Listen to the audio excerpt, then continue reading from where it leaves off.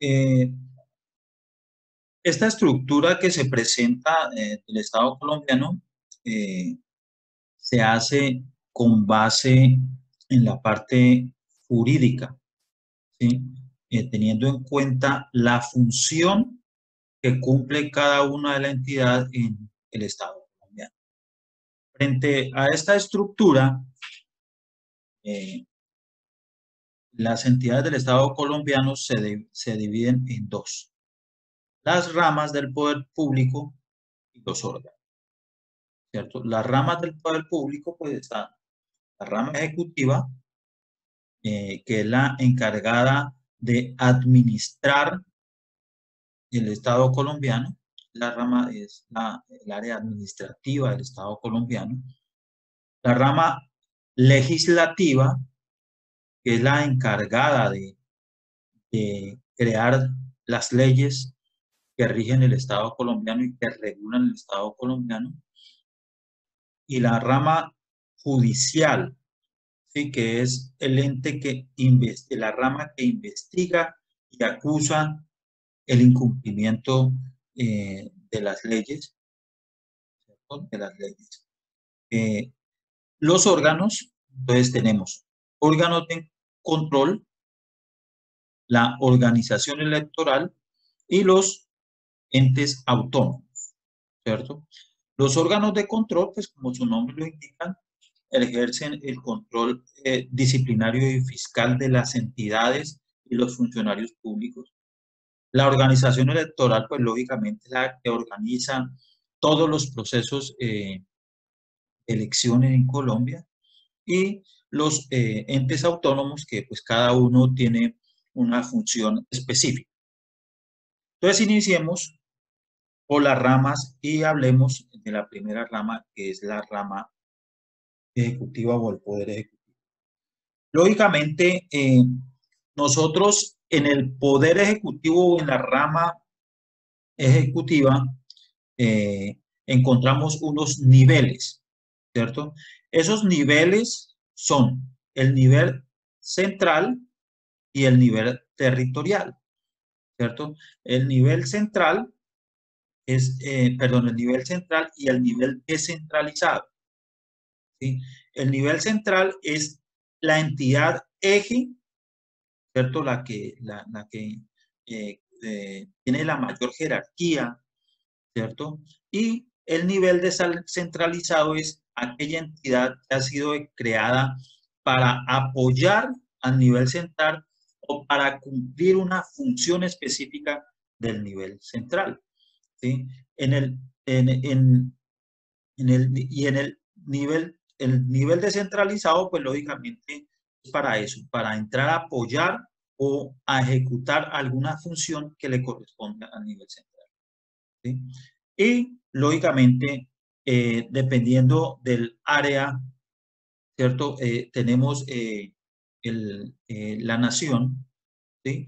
La nación, el nivel central, pues lógicamente es la nación como tal, y el nivel descentralizado nos encontramos con los establecimientos públicos, nos encontramos con las unidades administrativas especiales, los departamentos administrativos del nivel nacional, ¿cierto? Del nivel nacional, y lógicamente, pues los ministerios corresponden al nivel central, ¿sí? Eh, están las empresas industriales y comerciales del Estado y las sociedades de economía mixta, ¿sí? Esas son las entidades descentralizadas, ¿sí? Estas también existen en el nivel nacional y también existen en el nivel territorial. ¿Cómo así? El nivel nacional está conformado por la nación, ¿sí? Y los entes descentralizados adscritos a la nación, ¿sí? Entonces, por ejemplo, podemos tener un ente descentralizado nacional, como por ejemplo el SENA. El SENA es un establecimiento público, ¿cierto? Del nivel nacional, o sea, adscrito a la nación, el nivel nacional, y que ha sido creado para cumplir con una función que le corresponde al nivel central, a la nación, y que es dar educación a los colombianos, ¿sí? es un establecimiento público, es del orden nacional y es un ente descentralizado. También podemos encontrar, por ejemplo, el ICBF, ¿sí? El Instituto Colombiano de Bienestar Familiar. Es un establecimiento público del orden nacional, ¿sí? Del orden nacional, adscrito al nivel central y que cumple una función que le corresponde al nivel central y es, lógicamente, la protección de la niñez.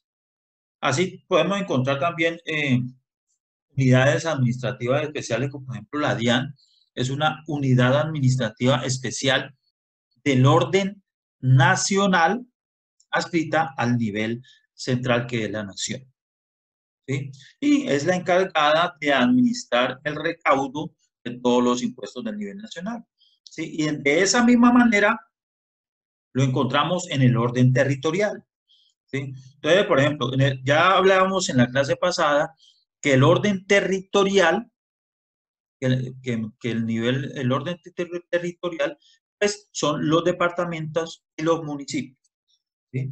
Y que el nivel central municipal es la alcaldía o municipio. Si nosotros estamos hablando, por decir algo, de Neiva, pues el nivel central de Neiva es la alcaldía. Pero también pueden existir entes descentralizados del orden territorial adscritos al nivel central del municipio, que es la alcaldía. Entonces, por ejemplo, podemos encontrar ¿qué digo yo? La CEIPAS, que es la empresa de servicios públicos, es la encargada es una empresa industrial y comercial del Estado encargada de administrar el servicio de acueducto y alcantarillado, ¿sí? Por ejemplo, en el nivel, por ejemplo, en Pitalito, es del orden territorial municipal, el nivel central es la alcaldía de Pitalito. Pueden existir o existen entidades descentralizadas del orden territorial municipal adscritas a la alcaldía de Pitalito, como por ejemplo una S municipal, ¿sí? Encargada, pues una S es un establecimiento público encargada de prestar los servicios de salud y que está adscrita al nivel municipal. Digamos que de esta manera es la estructura del Poder Ejecutivo, donde tenemos un nivel central o un nivel descentralizado del orden nacional, territorial departamental y territorial municipal, ¿sí? Que el nivel central, pues será del orden nacional es la nación, ¿sí? Entonces aquí están los ministerios, que son el orden nacional, las gobernaciones son el orden territorial departamental y las alcaldías, que son del orden territorial municipal.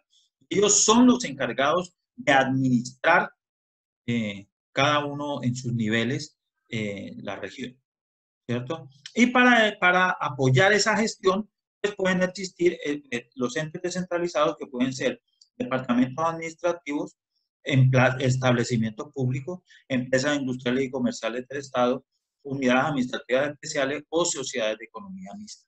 Digamos que ese es el poder ejecutivo. Luego comenzamos con la segunda rama o el segundo poder legislativo, que está conformado a nivel nacional por el Senado y la Cámara de Representantes. Como le decíamos, son los encargados de crear las leyes en sus correspondientes jurisdicciones. En el Poder Legislativo también existe el orden nacional, el orden territorial, ¿sí? Entonces, lógicamente, en el orden territorial se encuentra también la Asamblea, que a pesar de que la Asamblea y los consejos municipales también coadministran con el Poder Ejecutivo, pero pertenecen a la rama del Poder Legislativo porque hacen las leyes en su jurisdicción. O sea que las asambleas también hacen leyes departamentales y los consejos municipales o distritales pues hacen las leyes, o sea, los acuerdos para su jurisdicción municipal. ¿Cuál es la función específica del Poder Legislativo y más específicamente del Congreso de la República? Entonces, las funciones específicas son enmendar la Constitución, o sea, modificar la Constitución. ¿Cuál es la diferencia entre enmendar o modificar? ¿Cierto? Que no podemos hablar de modificar porque no podemos de ninguna manera modificar la estructura central, los pilares base de la Constitución, pero sí darle unas modificaciones pocas, o sea, una enmienda. ¿Sí? Aprobar las leyes generales. ¿Sí? Entonces, cuando hablamos de enmendar la Constitución, pues eso redunda en un acto legislativo. Aprobar las leyes son las leyes generales, ¿sí? Que rigen en todo Colombia, en toda la jurisdicción de la nación. El ejercer el control político del gobierno. Entonces, existen varios tipos de control. Hay control político, hay control fiscal, hay control disciplinario. ¿Sí? Y el Congreso de la República, ese es el control político. O sea, el control político se refiere a la gestión que hace el poder ejecutivo, o sea, la gestión que está realizando para conseguir los logros o objetivos que se ha propuesto. Entonces, por ejemplo, que en este momento estamos en una situación de emergencia por el aumento exagerado de la delincuencia, de los delitos, de los robos, ¿sí? Entonces, a nivel nacional, el Congreso de la República puede citar al ministro de Defensa, ¿sí? Para que rinda una explicación o dé un informe de su gestión y que, pues lógicamente, le explica al Congreso de la República cuál es la situación frente a la seguridad ciudadana en todo el territorio nacional. Eso se llama control político y esto está a cargo del Senado y la Cámara. De la misma manera, a nivel territorial, las asambleas y los consejos municipales pueden ejercer ese control político. Adicionalmente, el Congreso de la República tiene facultades especiales como otorgar amnistías o indultos por delitos políticos, aprobar o rechazar los tratados internacionales, todo eso tiene que pasar por el Congreso de la República, o conferir al presidente facultades extraordinarias. O sea, puede delegar funciones que le correspondan al Congreso, se las puede delegar, ¿sí? O si no existe esa función, facultar transitoria o temporalmente al presidente para conferirle esa facultad extraordinaria. Un ejemplo de esto es, por ejemplo, el decreto 019, decreto ley, porque cuando el presidente es el que saca la norma, se llama decreto ley. Hay decretos reglamentarios, hay decreto ley, más adelante lo vamos a ver. Pues cuando saca el presidente el decreto ley, significa que tiene la fuerza de ley, ¿sí? Y lógicamente el decreto ley 019 del 2012 es la ley antitrámites que sacó el presidente Santos, ¿cierto? Y el objetivo de eso era eliminar cualquier cantidad de trámites y el Congreso de la República le facultó al presidente para que eliminara todos esos trámites que él consideraba absolutamente necesarios, porque en su momento de pronto el Congreso de la República estaba muy ocupado, entonces por eso le delegó esas facultades al presidente. Que eso no sirve para nada, porque la gente ni lo conoce, ¿cierto? La gente ni lo conoce, han eliminado cualquier cantidad de, de trámites, pero sin embargo siguen y siguen y siguen pidiendo los documentos. Por ejemplo, para contratar con el Estado, que le piden a usted el certificado del boletín de responsables fiscales de procuradurías, cuando eso ya no lo pueden pedir. Sin embargo, ¿eso quién lo contenta? El decreto, ley 019, pero nadie le hace caso. ¿Para qué sirve ese decreto ley? Pues para poderles dar a ustedes el ejemplo aquí, cuando el Congreso eh, le delega facultades al presidente. ¿Qué tal si el Congreso no hubiera hecho eso? Yo, ¿con qué les salgo a ustedes aquí? ¿O qué explicación o qué ejemplo les puedo dar? O sea, para algo sirve yo ese decreto ley 019 del 2012. Y ahora seguimos con el Poder Judicial o la rama judicial, que como lo decía hace unos minutos, es la que administra justicia.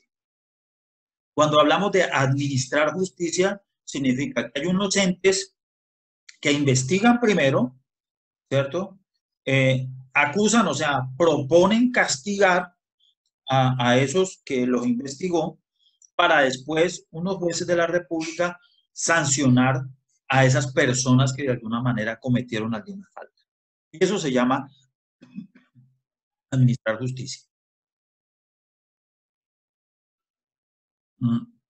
Para, para nosotros poder explicar eh, cada una de las funciones de cada una de las cortes, de las altas cortes, primero tenemos que tener claro la jurisdicción de cada una de las cortes. Cuando hablo de jurisdicción, significa de la competencia, los casos a los cuales le corresponde cada jurisdicción. ¿Cierto? Entonces, hablamos de jurisdicción ordinaria, jurisdicción administrativa, jurisdicción constitucional y ahora existe la jurisdicción especial para la paz. Entonces, hablamos de 4 jurisdicciones. Jurisdicción ordinaria, jurisdicción del contencioso administrativo o jurisdicción administrativa, jurisdicción constitucional y jurisdicción especial para la paz. La jurisdicción ordinaria son todos los procesos que tienen que ver entre particulares y algunos casos especiales. Todos los procesos que tienen que ver entre particulares. ¿Sí? La jurisdicción administrativa son todos los procesos que involucran a un particular con una entidad del Estado colombiano. La jurisdicción constitucional, pues lógicamente todo lo que tiene que ver con la Constitución Política de Colombia y la Jurisdicción Especial para la Paz, todo lo que tiene que ver con el proceso de paz que está actualmente vigente. Ahora, en cada jurisdicción hay algunos asuntos, ¿sí? O áreas, ¿sí? Entonces, por ejemplo, tenemos un área o asunto en materia civil, en materia penal, en materia laboral. ¿Sí? Entonces, cuando hablamos de en materia civil, significa que lo que se está discutiendo ha generado un detrimento patrimonial a alguna de las personas que están en ese proceso. ¿Sí? Ejemplo, yo le presté una plata a un amigo. ¿Sí? Entonces, él es un particular, yo soy un particular, significa que estamos en la jurisdicción ordinaria. El señor de ninguna manera me pagó, ¿sí? Entonces, hay un desfalco, o sea, que me está generando el hecho de que él no me pague la deuda, la plata que yo le presté, pues me está generando a mí un detrimento en mi patrimonio. Entonces, eso es un proceso en materia civil. En materia penal, entonces, significa que la conducta, ¿cierto?, de una de las personas que está inmersa en el proceso está tipificada como, como delito. ¿Sí? O sea, lo que una persona hizo, pues está tipificado como delito. Entonces vamos a decir que mi amigo, por no pagarme la deuda, fue contrató a una otra persona y que me diera una leñera, que me vinieran, me chuzaran para quitarse la deuda de encima. ¿Sí? Entonces, esa conducta que tuvo mi supuesto amigo está tipificada como delito en el Código Penal. ¿Cierto? Entonces, es un asunto en materia penal. ¿Sí? Asunto en materia penal. Ahora bien, ¿cómo se paga eso? Cuando es en materia penal se paga con cárcel, pues la gran mayoría de veces. Eh, Normalmente últimamente se paga es con casa, cuando dice uno descansar en la casa, los jueces están mandando todo el mundo para que descanse en la casa, para que la pena en la casa. Y cuando es materia civil, pues se paga es con resarciendo o pagando la plata que supuestamente le ha generado el detrimento patrimonial. Cuando es una situación laboral, significa de que es un pleito o una discusión por, en asuntos laborales. O sea, por decir algo, que el señor fue mi empleado y yo lo despedí de la empresa, porque claro, no me quiso pagar y después me mandó a chuzar. Entonces yo lo despedí, pero pues realmente, ¿qué él hizo?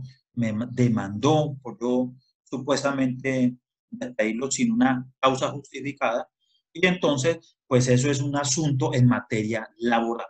Entonces se tiene que ir a un juzgado de la jurisdicción ordinaria en asuntos que sean en el juzgado de asuntos laborales. También hay juzgados de familia, todo lo relacionado con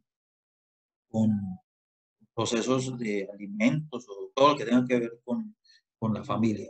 ¿Cierto? Digamos que esa es la materia. Entonces, esto puede dar, en jurisdicción ordinaria pueden haber en materia civil, materia penal, materia laboral o materia de familia.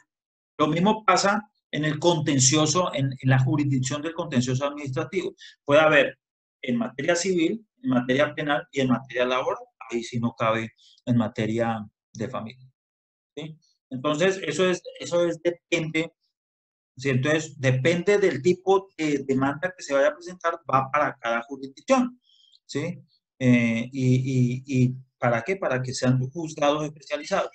En los municipios pequeños, uno va a un juzgado y el juzgado dice juzgado promiscuo municipal. ¿Qué significa promiscuo? Que se mete con todo el mundo, ¿no? Entonces significa que un juzgado promiscuo significa que conoce de todas las materias porque no hay una juzgados especializados por el nivel, digamos, del nivel o la cantidad de casos que pueden resultar en esos municipios. ¿Sí? Ahora sí, teniendo claro qué es la jurisdicción ordinaria, qué es la jurisdicción administrativa, ¿cierto? La jurisdicción constitucional, la jurisdicción para la paz. Entonces, ahora sí vamos a explicar cada uno de los entes o las altas cortes que conforma el Poder Judicial, que son los que administran la justicia en Colombia. Podemos decir que actualmente existen las siguientes altas cortes. Corte Suprema de Justicia, Consejo de Estado, ¿cierto? Y todavía persiste el Consejo de la Judicatura. ¿Sí? Y ahorita les digo por qué todavía eh, existe el Consejo de la Judicatura. Y pues lógicamente los juzgados especiales para la paz. Corte Suprema de Justicia. Pues la Corte Suprema de Justicia es una alta corte, o sea, significa el nivel más alto, ¿cierto?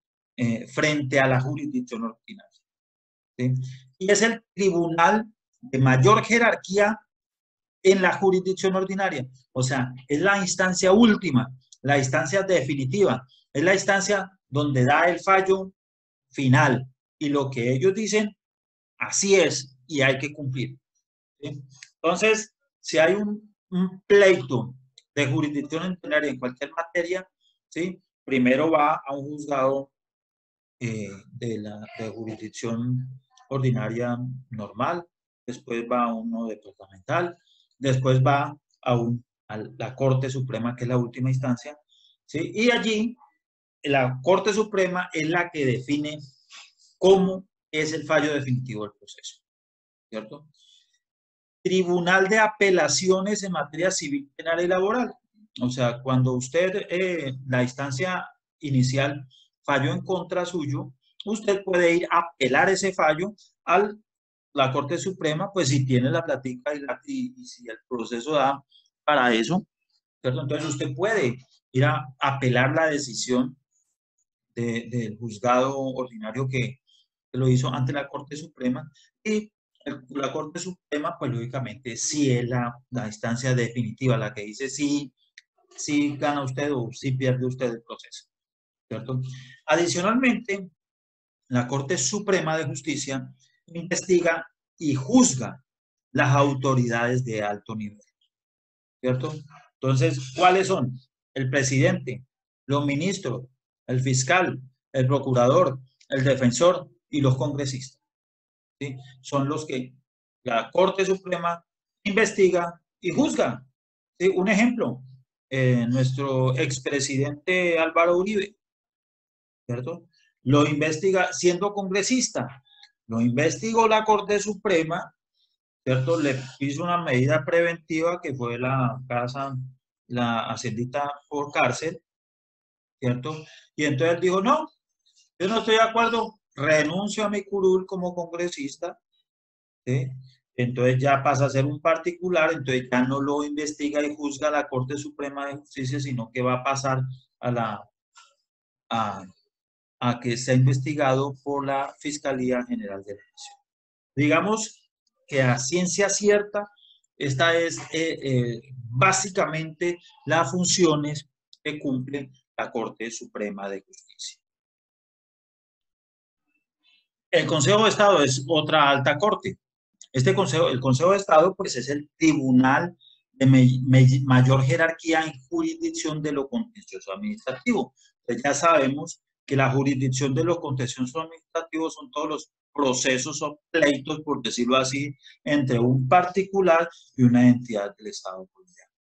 Entonces, por decir algo, si usted trabajó, por decir algo, en una alcaldía, en la alcaldía lo sacaron, lo renunciaron, ¿cierto? Sin una causa justificada, pues lógicamente usted va a demandar ante la jurisdicción administrativa, o sea, un juzgado que sea del contencioso administrativo, un juzgado administrativo, ¿cierto? Y que sea especializado en materia laboral, porque usted va a demandar un asunto laboral, ¿cierto? Y entonces el Consejo de Estado es el tribunal de mayor jerarquía en lo contencioso administrativo, o sea, es la instancia definitiva, es la instancia definitiva en los procesos administrativos. ¿Sí? Es la que da el fallo ya final, ¿sí? Es el fallo definitivo en los procesos entre particulares y el Estado colombiano. Por ejemplo, cuando usted la DIAN lo sanciona, ¿sí? Le inicia un proceso de sanción y usted no está de acuerdo con la sanción, ¿sí? Entonces, es un proceso entre un particular y una entidad del Estado, entonces tiene que ir a demandar la nulidad, ¿cierto?, de ese acto en un juzgado administrativo. Y la última instancia será el Consejo de Estado. Otra de las funciones principales o importantes del Consejo de Estado es ser asesor del gobierno en cuestiones de derecho administrativo, ¿sí? Cuando hablamos de derecho administrativo, son todas las áreas del derecho que le competen a la administración pública o que tienen que ver con la administración pública. Esas áreas del derecho administrativo puede ser está el Estatuto Orgánico de Presupuesto, está el Estatuto de Contratación, ¿sí? El Estatuto Orgánico de Contratación, también tiene que ver de alguna manera con el régimen de contabilidad pública, ¿cierto? Y todo eso en conjunto, y lógicamente la parte laboral, y todo eso se llama derecho administrativo. En ese orden de ideas, el Consejo de Estado apoya o sirve de asesor al gobierno, o sea, al poder ejecutivo. Un ejemplo de esto, ¿sí? Un ejemplo de esto. Yo recuerdo muy bien cuando existía ahora es la Autoridad Nacional de Televisión en televisión, en Autoridad Nacional ANTV.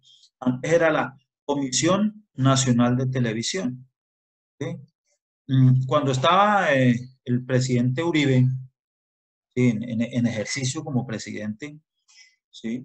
Existía la Comisión Nacional de Televisión.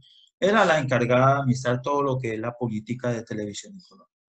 En ese momento, así, al igual que hoy, existían dos canales de televisión privados, que eran el canal RCN y el Caracol, y se iba a sacar la licitación de un tercer canal, o sea, el tercer canal que le venía a competir a Caracol y a RCN. ¿Sí? Eso se fue a licitación y resulta de que en su momento, cuando colgaron pliego de cargos y todo el proceso para la licitación, se escogió que se iba a hacer una subasta. ¿Sí? El proceso contractual iba a ser una subasta, significa que era el mejor proponente que diera más plática por esa subasta, era el que se iba a quedar con la adjudicación del tercer canal. Resulta de que en ese proceso solamente se presentó un oferente, o sea, una persona interesada en el tercer canal. ¿Sí? Entonces nació la duda de que si se puede realizar una subasta de uno, ¿cierto? Una subasta de uno. ¿Ustedes qué opinan? ¿Se puede hacer una subasta de uno? ¿Sí? ¿Sí se puede hacer la subasta? Pues uno pensaría que subasta, para que haya subasta, pues deben haber como mínimo dos y que haya la puja o haya la cosa a ver cuál de los dos va a ofrecer más. Pero cuando hay una sola persona, pues lógicamente pues, no habría subasta porque creo que el diferente que ahí proponga y quién le va a controvertir frente a esa propuesta. ¿Sí? Sin embargo, pues lo que se analizaba en derecho era si realmente se debía declarar desierta esa subasta porque se requerían como mínimo dos. Entonces eso se formó esa polémica a nivel nacional, ¿sí? Polémica a nivel nacional, cual, pues hombre, ¿se puede o no se puede hacer la subasta de uno? ¿Sí? Entonces, en su momento, el gobierno de turno consultó al Consejo de Estado y el Consejo de Estado le dijo, señor presidente, no se puede hacer una subasta de uno, porque lógicamente para hacer una subasta como mínimo se requiere de dos. Entonces, ¿qué pasó? Se acabó. Terminó el gobierno del presidente Uribe, llegó su reemplazo, o sea, el que dijo Uribe. Y lo que pasa es que pues, el presidente Santos no le hizo caso a Uribe, ¿cierto? Que ese fue el problema, y donde han metido a todos en ese problema, que si nosotros tuviéramos que ver algo con eso, ¿no? Y la gente ahí de boba le sigue haciendo el juego a los problemas personales de estos dos personajes. ¿Cierto? Siguen en el mismo juego y meten a uno, meten a otro, meten a la corte, y entre tanto todos jodidos, ¿cierto? Y llegó el presidente Santos, uno de los presidentes más inteligentes que ha tenido en Colombia, pues no sé si será el más inteligente, es uno de los más inteligentes. Qué hombre inteligente, pues, a beneficio propio, pero muy inteligente. El hombre no se puso a cuento de que subasta en uno y que el otro. No sé qué pasó ahí. Lo cierto es que nunca se tuvo el tercer canal. Para ahí la mala lengua dicen a nivel de Chile que eso fue que cuadré con Caracol y con RCN y ahí, no sé. En todo caso, el hombre tiene, a todo el mundo tenía contento. O sea, con todo el mundo cuadraba, así fuera punta mentira o verdad, o fuera, pero a todo el mundo cuadraba y todo el mundo contento. Es que se man es inteligente. ¿Cierto? Pero, ¿qué tiene que ver eso con las funciones del Consejo de Estado? Dirán ustedes, ¿a qué profesor comenzó a chismosear? Pues no, les tengo otro ejemplo. ¿Recuerdan ustedes que nosotros teníamos una empresa eléctrica que generaba muchas utilidades? ¿Cómo era la TICSA? ¿Cómo era la empresa? Ya se me olvidó cómo era el nombre de la empresa. ¿Alguien recuerda cómo era que llamaba la empresa de generación de energía eléctrica? Isagen, ¿cierto? Esa Isagen, esa era la que generaba energía y era una de las mejores empresas que tenía el Estado colombiano.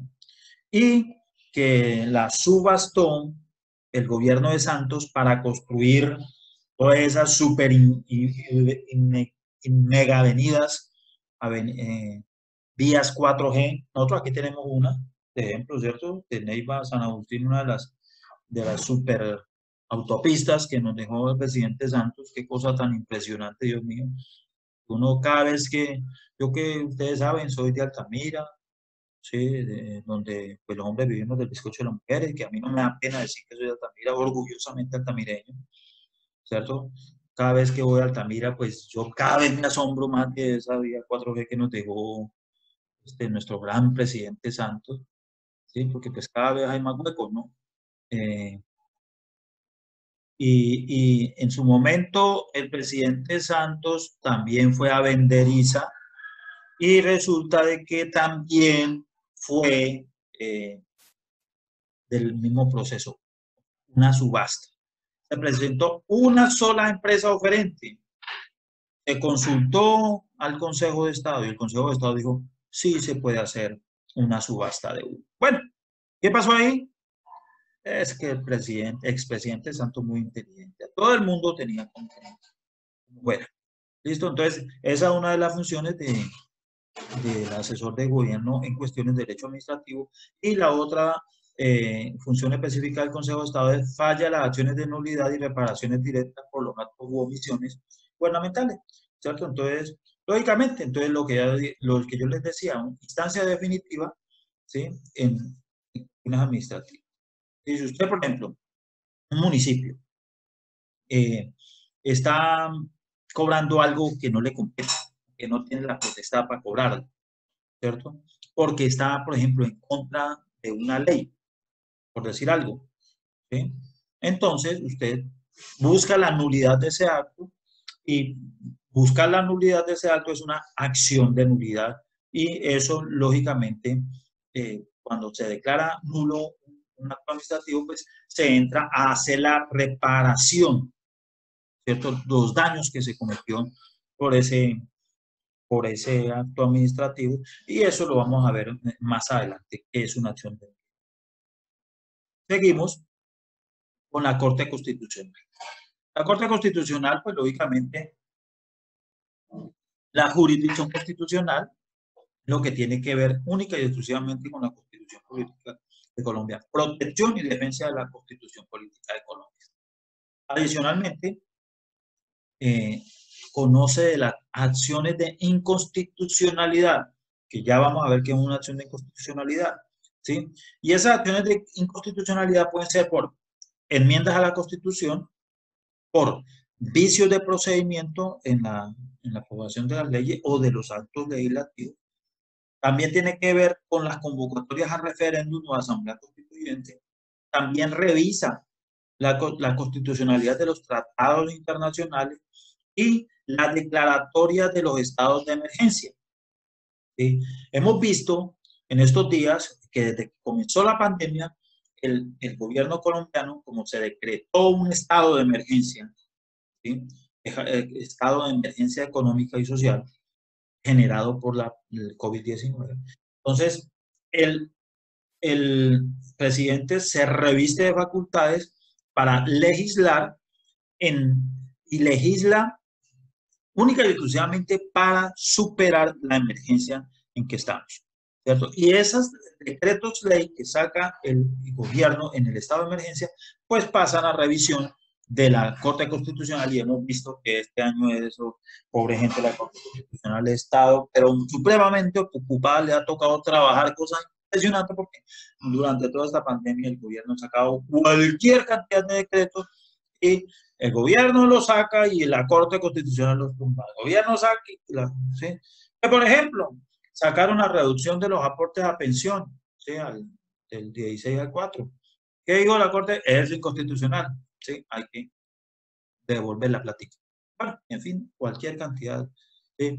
De que el gobierno nacional decretó la amnistía, lo que llamamos el gangazo tributario en todos los que no hay que pagar sino el 80% y le perdonan los intereses. Vino y la Corte Constitucional tumbó esa vaina, declaró inconstitucional. ¿Listo? Y otra de las funciones especiales o específicas de la Corte Constitucional es la instancia definitiva en las acciones de tutela. Fallar de manera definitiva efectiva las acciones de tutela. Fiscalía General de la Nación. La Fiscalía General de la Nación, pues lógicamente, es el ente investigador y acusador, excepto la justicia, la jurisdicción del sistema penal militar y los que investiga la Corte Suprema de Justicia, que son los altos niveles, los funcionarios de alto nivel en Colombia. Los demás son investigados y acusados por la Fiscalía General de la Nación. Entonces, lógicamente, lo que hace la Fiscalía es investigar todos los procesos, llenarse de prueba, y cuando yo tenga un proceso debidamente sustentado, entra a acusarlo, o sea, lo lleva hasta la justicia, ya sea dependiendo si es jurisdicción ordinaria o jurisdicción administrativa, ¿cierto? Y esa es la función de la Fiscalía General de la Nación. También, adicionalmente, la Fiscalía General de la Nación adopta medidas para proteger a las víctimas y a los testigos en todos los procesos penales. Consejo Superior de la Judicatura, que se ha querido, que lo han acabado por ley, pero que todavía persiste y subsiste, no han podido liquidarlo, ¿cierto? Y aquí hay unos, ¿por qué está anclado todos esos magistrados? Porque pues, todos esos magistrados tienen sueldo de magistrado. Entonces, usted está ganando unos cuantos milloncitos de pesos, ¿usted qué va a hacer? Pues, entre más pueda usted quedarse ahí, ¿sí? Pues mejor, ¿sí? Entonces, la berraquera. Pero resulta que las funciones que cumple el Consejo Superior de la Judicatura, ¿por qué lo han querido acabar? Porque realmente las funciones que cumple esta supuesta alta corte son funciones administrativas y que no se considera que sea una alta corte, ¿sí? Pero sí al Estado colombiano le vale su platica. Miren, ¿cuáles son las funciones del Consejo Superior de la Judicatura? Prepara la lista para candidatos del Poder Judicial. O sea, va a sacar la lista de elegibles de los que pueden ser jueces. Castiga las faltas de los miembros de la Judicatura y abogados en ejercicio. ¿Sí? O sea, cuando hay una falta de un abogado, de un juez, pues se lleva al Consejo Superior de la Judicatura para que sea castigado. ¿Sí? Es una función administrativa, lo que hace, por ejemplo, la Junta Central de Contadores frente a los contadores. Lo mismo, pero entonces, ¿por qué la Junta Central de Contadores no es una alta corte? Sí, por eso se ha querido acabar con este Consejo Superior de la Judicatura. Controla el desempeño de los bufetes de abogados. ¿Sí? Lo mismo, función administrativa. Y prepara el proyecto de presupuesto para toda la rama judicial. Entonces, todas estas funciones son de carácter administrativo y, lógicamente, pues, no se requiere una alta corte para hacer todas esas cosas. Los tribunales penales militares juzgan los delitos de la fuerza pública en ejercicio activo, ¿sí? Y en relación con su servicio, ¿sí? Lógicamente. Y que, lógicamente, estos les aplican un código especial que es el Código Penal Militar, ¿cierto? Y teníamos aquí también la Jurisdicción Especial para la Paz, que es algo pues, relativamente nuevo, donde van a ser investigados y juzgados los que se acojan al proceso de paz que está vigente. Digamos que de esta manera hemos explicado las ramas del poder público, ¿sí? Que es este primer punto, las ramas del poder público. Ahora nos vamos con los órganos, ¿sí? Entonces vamos con los órganos de control, ¿sí? Después vamos con la organización electoral y con los entes autónomos. Entonces vamos con los órganos de control, ¿sí? En este órgano de control, el primero que tenemos es, vamos a la organización electoral, perdón. Que la organización electoral, lógicamente, es la que organiza y define toda y sanciona todo lo que tiene que ver con la política electoral en Colombia. Tenemos en estos momentos dos entidades del Estado que son la Registraduría General de la Nación y el Consejo Nacional Electoral.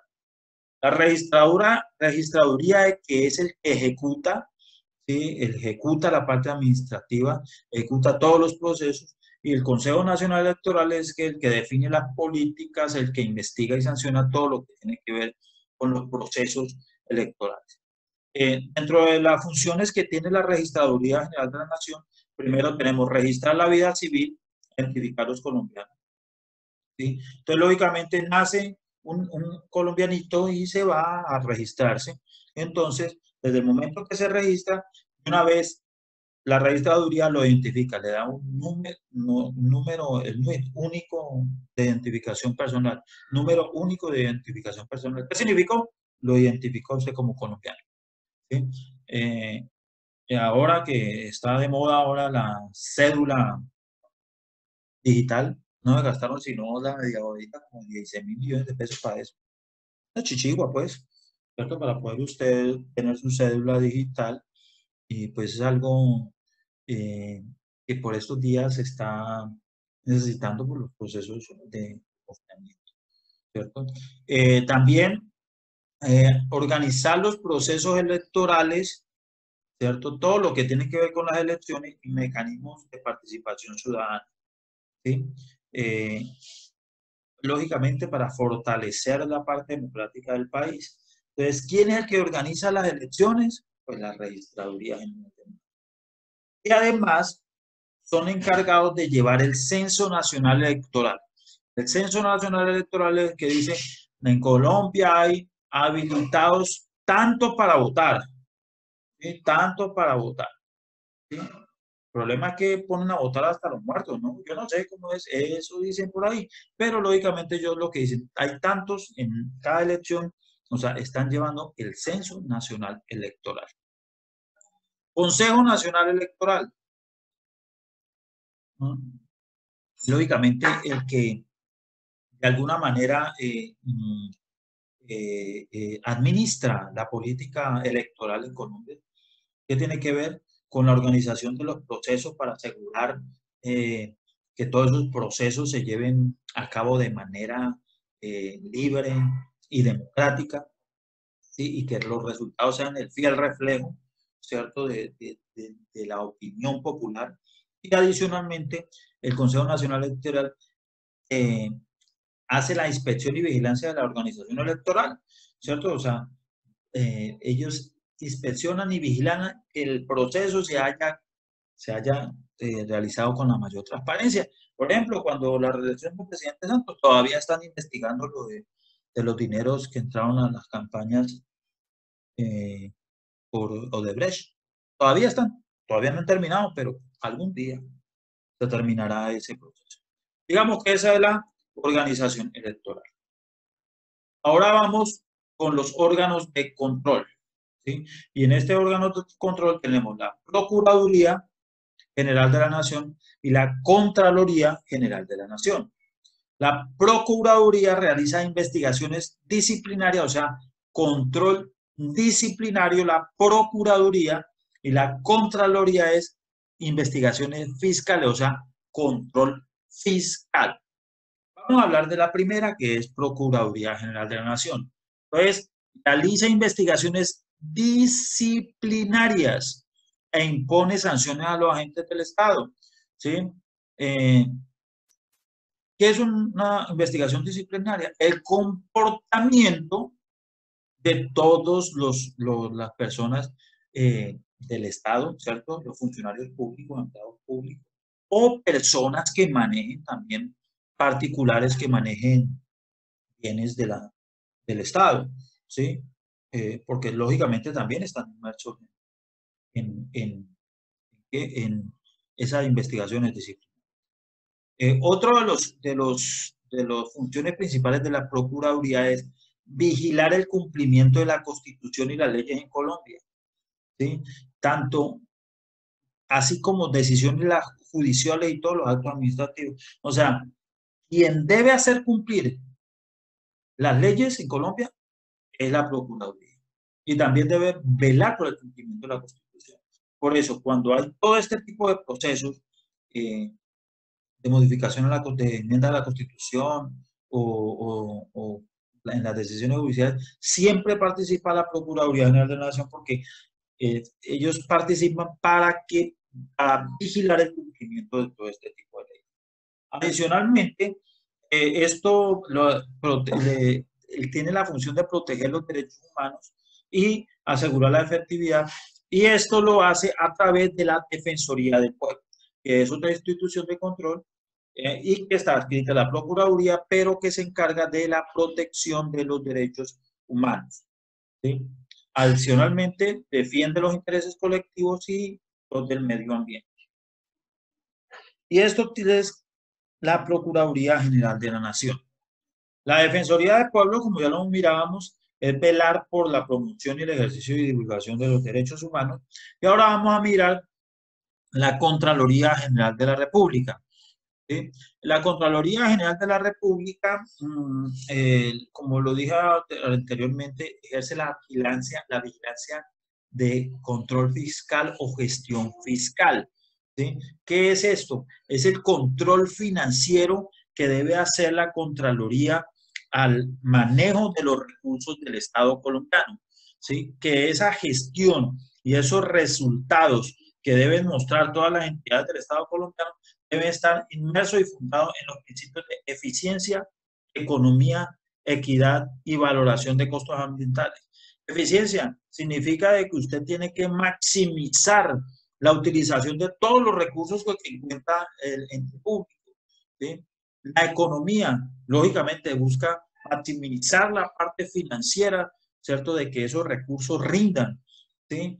Y la valoración de costos ambientales, lógicamente, que no redunde eso en la destrucción del medio ambiente. ¿Sí?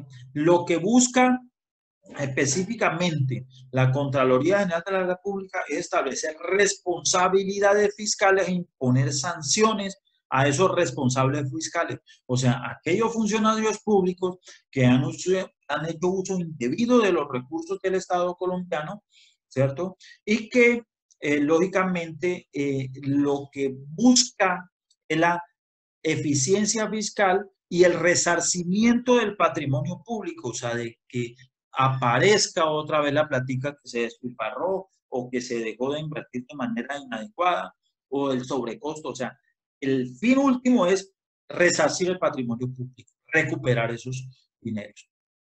Y también dentro de la Contraloría General de la República encontramos la Auditoría General de la República. Entonces, el control financiero de la Contraloría lo hace a todos los entes públicos de Colombia. Y entonces, ¿quién hace el control de gestión, el control fiscal a la Contraloría? Entonces, para eso está la Auditoría General de la República, es la que hace el control fiscal a la Contraloría. Y la Contraloría hace el control fiscal a los demás entes de. Voy a ponerles un ejemplo, hablar con nombres propios, porque pues, no es la idea, pero la idea es que ustedes tengan una idea de la diferencia entre control fiscal y control disciplinario. En algún tiempo, hace ya algunos años, se tuvo un alcalde en el municipio de Palermo. Yo siempre les cuento digamos, la esencia de las dos. A mí me parece que esas elecciones populares de alcaldes no son convenientes. ¿Sí? Puede ser muy democrático y puede ser todo lo democrático que quiera y participativo, pero en últimas, yo no pienso que esas elecciones populares le hayan brindado a este país cosas buenas. ¿Por qué? Miren, después de una elección popular de alcalde, el pueblo queda completamente dividido. Vamos, un ejemplo, a Timaná, ahí, vecinos de ustedes hace unos 4 años, que 3 alcaldes tuvieron casi la misma votación y el que ganó fue por una mínima diferencia, ¿cierto? ¿Qué significa eso? Que más o menos cada alcalde sacó el 33%. Vamos a decir que uno sacó el 35% y los otros sacaron, uno 34%, los otros 33% y 33%. ¿Qué significa? Que quedaron contentos el 34%, pero quedaron, la palabra es quemado, ¿no? Quedaron quemados el 64%. O sea, Mucho más gente quedó insatisfecha con la elección y unos poquitos comenzando por ahí. Segundo, de que se invierten mucho dinero para llegar a ser un alcalde. A veces uno dice, bueno, invierten tanto que a veces ni siquiera los sueldos que se van a ganar en los 4 años alcanzan para cubrir lo que han invertido en la campaña. Entonces, ¿cómo es el negocio? Sí, entonces, realmente esos procesos electorales de alcaldes y gobernadores, eso ha traído mucha corrupción. Sí, además de todos los compromisos, un alcalde llega completamente comprometido. Antes, ¿cómo era? Venía el presidente, nombraba gobernador, el gobernador nombraba alcalde, llegaba una persona ya sin resquemores de nada, venía a administrar para todo el mundo, no existía toda esa problemática que existe ahora, cuántos muertos, cuántos problemas, cuánta corrupción, cuántos despilfarros se ha tenido. ¿Sí? Será muy democrático, pero mi concepto no le ha aportado mucho a esta nación. Antes, al contrario, la corrupción está desbordada por todos lados. Pero bueno, volvamos al punto del alcalde de Palermo. El alcalde de Palermo eh, pasó un caso parecido, ¿cierto? En, en Timaná, varios candidatos, ganó él, pero no tenía la mayoría, significa de que la gran mayoría quedó descontenta, quemada. Entonces, ¿qué pasa? De que todos los que están descontentos con la oposición quieren que el alcalde se caiga y se vaya, ¿cierto? Y no hay una felicidad más grande que en política de que el opositor pues se vaya de la... Sí, eso no es conveniente para ninguno. Eso le pasó al alcalde de Palermo.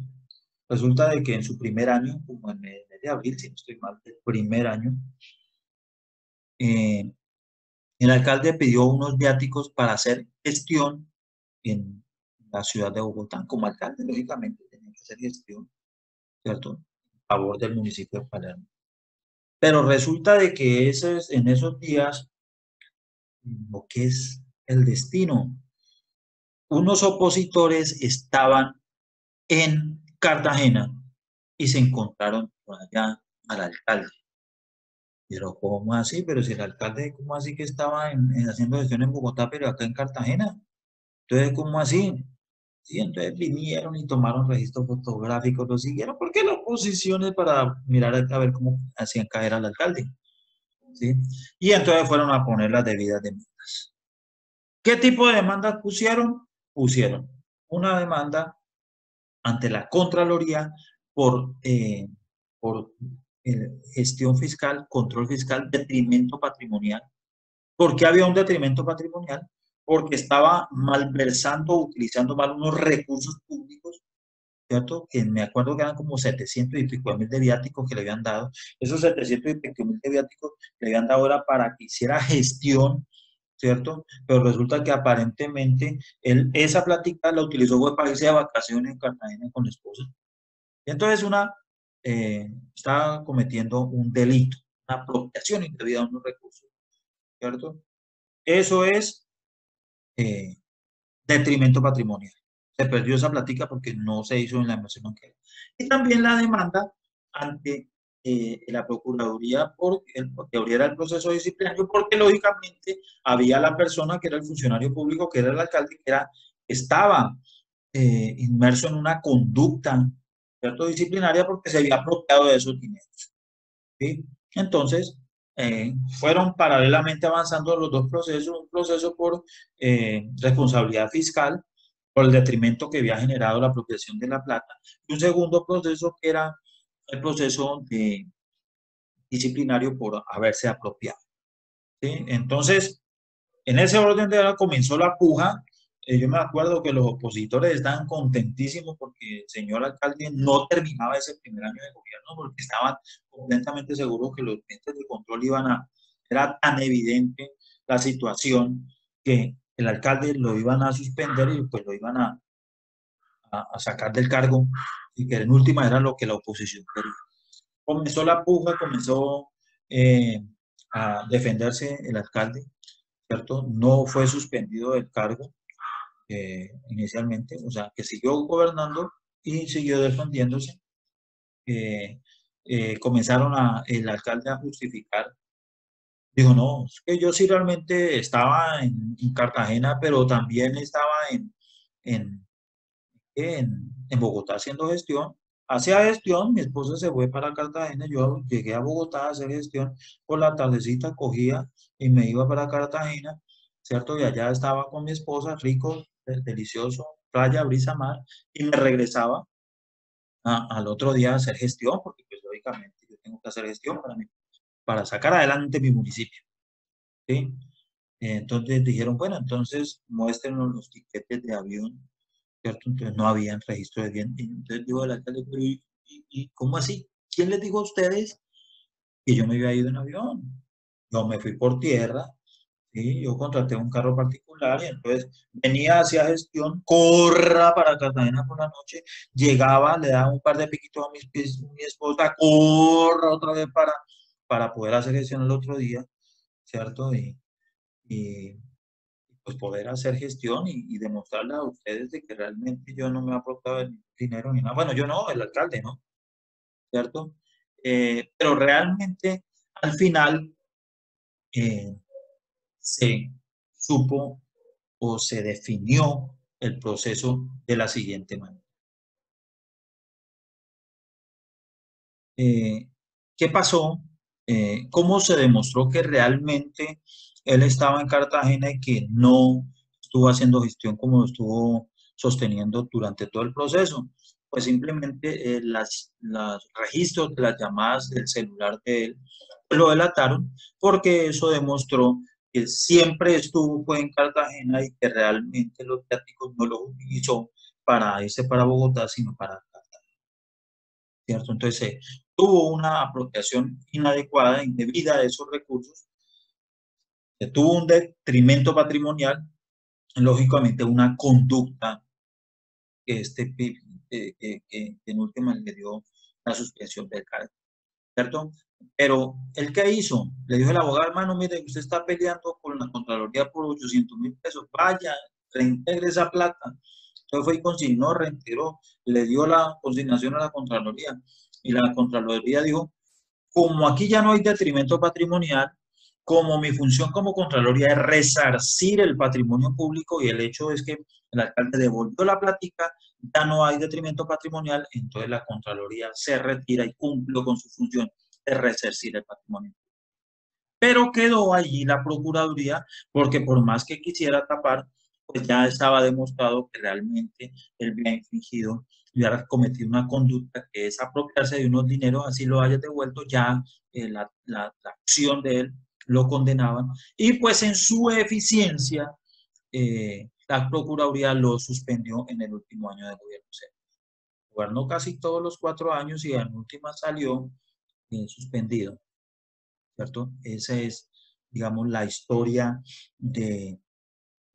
como para tener claridad frente a qué es el control fiscal y qué es el control disciplinario, ¿cierto?